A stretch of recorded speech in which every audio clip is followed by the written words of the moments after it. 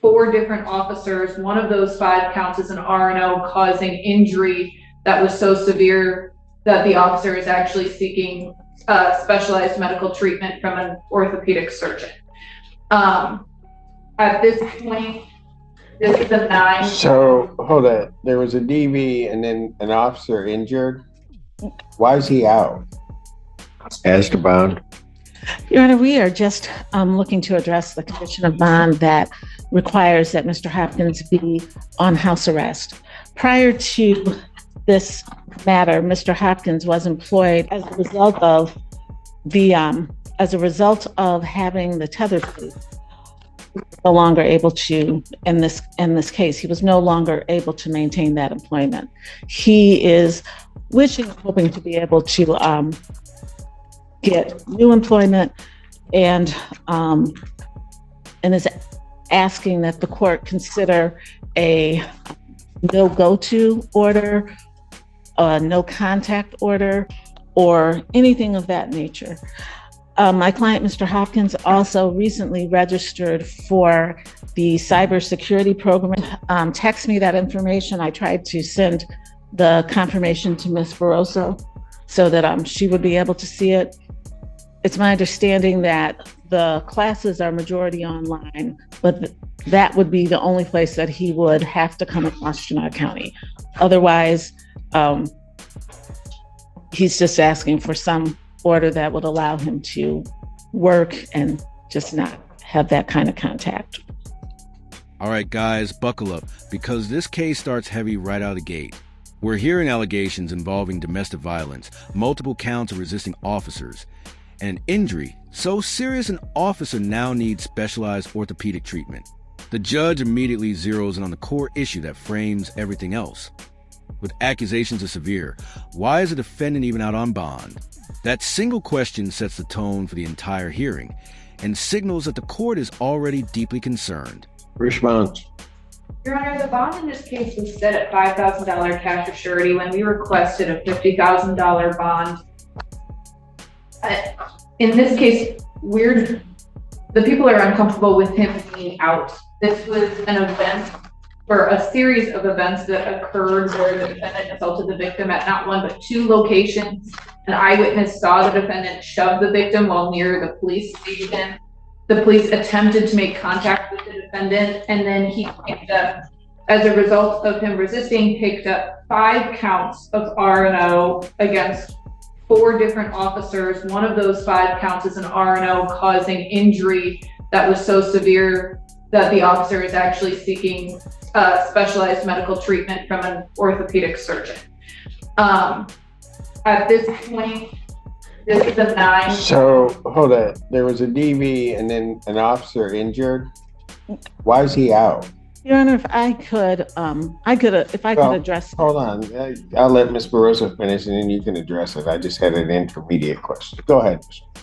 So at this point, I don't think that a modification of bond removing him from being on house arrest is appropriate. We objected to a nominal bond of $5,000 when it was originally granted. All right, guys, now the prosecution steps in and paint a much darker picture. According to the state, this wasn't one isolated incident, but a chain of escalating events across multiple locations. An eyewitness allegedly saw the defendant shove the victim near a police station, and when officers intervened, the situation spiraled into multiple resisting charges involving 4 officers. The judge's skepticism grows as the scope of violence becomes clearer. At this point, I don't think that any further reduction is appropriate. A couple of things. First of all, Mr. Hopkins is here with his father. He is 20 years old. He has no prior criminal history. In reviewing the police report and the video, even the report references that the altercation, that the incidents that resulted in this charge, that there were. In which that it was, charge? I'll start with the domestic violence. That with those charges, that there was a more complicated situation. I believe the officer said the report says something to the effect of, and this would also go to the property, that there had been physical altercations between the two of them, fighting between the two of them, and breaking of objects between the two of them. So I believe that there's more to this than said. The allegations of the domestic violence are the one of the shoving, and also I believe of Mr. Hopkins taking his own computer back from the complainant. That's the second allegation of the domestic violence. And the resisting and obstructing is, the allegations are that Mr. Hopkins, not that Mr. Hopkins turned around and slammed someone or punched them or anything, that he pulled away. The allegation is the officer fell and that caused the injury. And then that officer fell, yes, as he pulled away. And then subsequently, 4 officers, who were, some of whom just pulled up on the scene in the video, all ran after him. And that's where the resisting and obstructing comes. And he did, in fact, eventually stop. It was not, it's not as if he were in a vehicle and went miles or hours away. He did stop running, and he did, once they complied, once that occurred, there were no further incidents. So. All right, guys, this is where the defense tries to regain control of the narrative. They emphasize the defendant's age, lack of criminal history, and argue the domestic violence situation was more complicated than it appears. The defense downplays the officer injury, suggesting it resulted from a fall rather than an intentional act. This moment matters because it's the first real attempt to soften the defendant's image and challenge the prosecution's framing. Your Honor, I'm sorry. That is not the characterization of the R&O. The allegations include him punching 2 officers in the face, breaking free of their grasp, causing them to fall to the ground, twisting and seriously injuring an officer's finger. And then it went on for such a period of time that an officer had to point and deploy a taser. And that another officer had to point their pistol at a defendant. So at the defendant. So at this point, I don't think it was him passively. Your Honor, I had an opportunity to view the video. All right, guys, the prosecution isn't letting that slide. They push back hard, alleging punches to officers' faces, breaking free from restraints, and an injury serious enough to require medical intervention. They also introduced the claim that a taser was deployed and a firearm was drawn. This brief exchange sharply raises the stakes and directly contradicts the defense's version of events. Well, you had an opportunity to view the video. Yes. Let me ask you this. Was a taser deployed? Your Honor, when I think that's either yes or no. Was a taser deployed? Your Honor, as soon as the officer saw him, she pointed the taser at him. This is not, as soon as she saw him, she pointed the taser at him. This is not a situation where he was running and pointed the taser. I didn't ask that, Ms. Gaines. I did not ask that. Yes, sir. Was the taser deployed? Yes, it was. Did an officer have to draw their weapon? I did not see that. I could not see that on the video. Ms. Barroso, are you indicating an officer had to draw their weapon? That is what was indicated to me in the file, Your Honor. Yes. And then there's an officer that's injured. We'll ask the question. I don't know why this individual's out. All right, guys, now the judge takes center stage and starts drilling down into the facts. Simple yes or no questions about the taser and weapons cut through the arguments. The judge's tone signals frustration and disbelief, as if the explanations so far aren't lining up. This moment is critical because it shows the court actively testing credibility rather than passively listening. Again, Your Honor, he's 20 years old, he has no prior history, and he has no reason to come back to Washtenaw County other than for school in this case. It's my understanding, I have not heard any information that he has had any contact with the complainant, has violated any orders. He is just asking to be able to go to work. and to be able to get a job and go to work.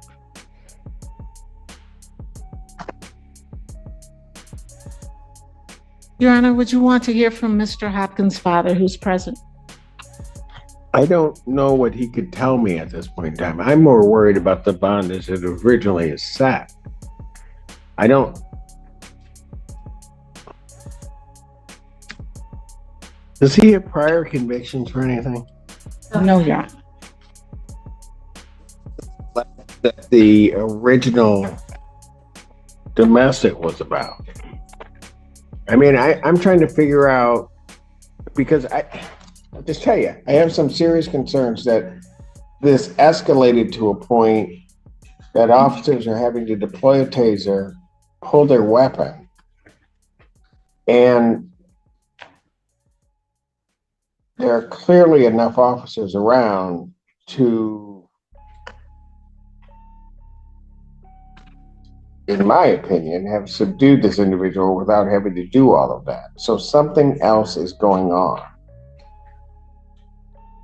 And Your Honor, I also have, I mean, one's bad enough, but I have 2 counts of domestic violence.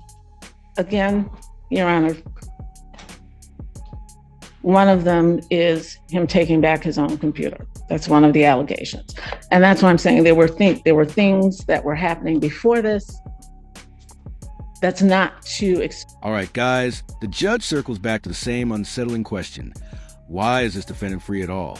The defense again leans on youth, compliance, and lack of prior offenses, arguing he's not a danger or flight risk. But the judge's repeated concern makes it clear that those factors may not outweigh the seriousness of what allegedly happened. Use his behavior. That is to say that there's broader context. And in my view of the video, initially there was 1 officer, then there were 2, and he ran from 2, but as he's running from those 2, there are cars, 4 and 5 cars are pulling up with sirens on an unarmed young man who clearly panicked. This is not someone who's had police involvement, who has a history of contact with law enforcement and the criminal justice system. Again, I'm not excusing, but I do think that there is there's more. I think there are more nuances to this than the prosecutor does. Well, explain some of those then. Because I've got a victim of a DV that's injured. She is not the domestic violence person is not injured. It was the shove and the taking of there's no injury to her. Domestic violence are 2 misdemeanor counts. That is felonies correct. here are 5 counts of R, 5 counts. Yeah, I see that. Are no causing it. Maybe I misread that on the report, but Yes. the injury to the finger that's the officer. That's correct. Thank you. All right, guys, things get more nuanced here. The judge questions how a situation with multiple officers escalated to tasers and drawn weapons, hinting that something about this encounter doesn't add up. This isn't a defense win or a prosecution win. It's the court openly wrestling with conflicting narratives and trying to understand how control was lost so dramatically.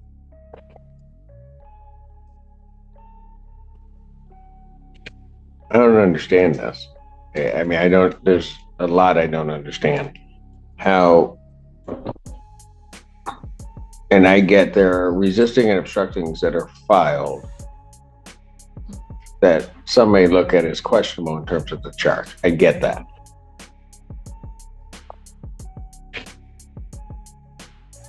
But I'm also trying to figure out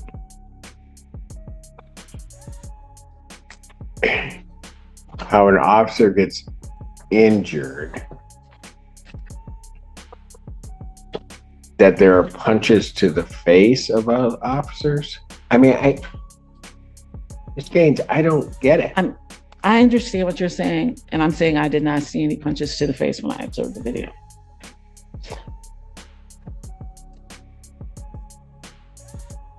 Tell you what, I'm certainly not changing any conditions. Can you explain to me one reason why I shouldn't raise his bond? Your Honor, he has appeared for every court date and he has not picked up any new charges. He has not had any contact with the complainant on the domestic violence or any of the officers. My understanding from him is that he has only come to Washtenaw County for court. He does not even reside in this county. It does not appear he's a flight risk, nor that he is a danger to the community. He is here with his father. He has come to every court date and he's highly responsive to my calls and texts. And absent the no offer in this matter, we'd be looking to resolve it. Anything else from the people? No, Your Honor. You know what? I'm not changing his condition in the bond. I'm not at this juncture going to up his bond either, although of rights I should. Of rights, I don't think he should be out around tethered or not, given that behavior. But I'll let Judge Perry deal with that after she hears the preliminary examination. Bond will continue. Motion for bond reduction or changing condition is denied. Thank you, Your Honor. All right, guys, this is a turning point. The judge openly considers raising the bond and challenges the defense to justify keeping things as they are. After weighing compliance, appearances, and lack of new charges, the judge decides not to change the bond, though he makes it clear he's deeply uncomfortable with the situation. The defendant narrowly avoids harsher consequences here. We are here for PCC and bond violation. I understand the court has received and reviewed the materials that were sent over yesterday. I did. Thank you, Your Honor. The only request that we would have when we're discussing those materials, she is staying in a shelter in Livingston County. There is a separate DV having nothing to do with any of this, and there are some cross allegations in that case. So she's just requesting that we not say the name of the shelter if someone is listening on Zoom to where she's staying. Understood. Thank you, Your Honor. I believe that the materials that we provided were pretty thorough in terms of where Ms. Brown has been coming from and what her circumstances are in pertaining to the bond violation. So I was wondering if the court had any questions. Well, I do, because while I'm not sure how you provided the materials, but I'm not sure how that relates to the specific allegations of the bond violation. Because what I have, certainly, maybe one might be able to look at the consumption of alcohol, but there was a tampering that occurred for a 12-hour period. So I am going to let Ms. Brown address that herself with the court. You can explain to him where you're at in terms of the allegation of I had forwarded her the reports the same day. And just so that Your Honor knows, she did intend to turn herself into the jail this morning, but she was unable to get a ride this morning. And so she's here for in-person court this afternoon. So regarding the tamper on 623 and then the positive on 625, the court is looking for either an explanation or an admission as to these two. All right, guys. The courtroom abruptly shifts gears to a second case involving alleged bond violations. We're now dealing with tether tampering and alcohol use allegations, and the judge is immediately skeptical. The defense asks for discretion regarding sensitive shelter information, signaling how fragile this defendant's circumstances already are.